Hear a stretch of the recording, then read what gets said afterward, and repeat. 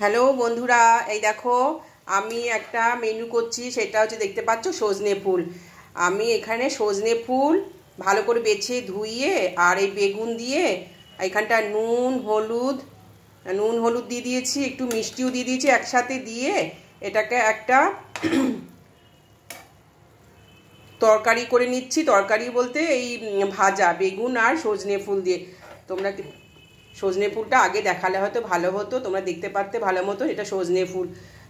শুভ দুপুর বন্ধুরা, আজকে একটু সজনে ফুল বেগুন দিয়ে চচ্চড়ি করছি। এটা কিন্তু খেতে ভীষণ ভালো লাগে। আর এই সময় এখন তো বসন্তকাল চলছে, সজনে ফুল, সজনে ডাঁটা, সজনে ফুলটা এখন উঠেছে। সজনে ফুলটা খাওয়া খুবই শরীরের পক্ষে ভালো। আর এই সময়টা সজনে ফুলটা খাওয়া খুবই ভালো, খুব উপকারী। আর আজকে দুপুরে লাঞ্চে এই সজনে ফুল বেগুনের একটা চচ্চড়ি থাকবে, আর অন্যান্য সবজি থাকবেই। এই সবজিটা তোমাদের সাথে শেয়ার করছি।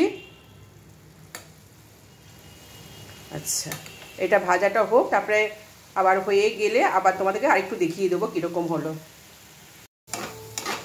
এই দেখো বন্ধুরা, অনেকটা মজে গেছে বেগুনটা আর সজনে ফুলটা মজে গেছে।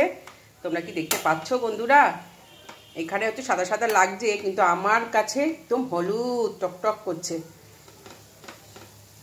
তোমরা কিন্তু এই সজনে ফুল এখন খাবে, বুঝেছ? বসন্তকালে খেতে হয়, তাহলে বসন্ত হয় না, বুঝেছ?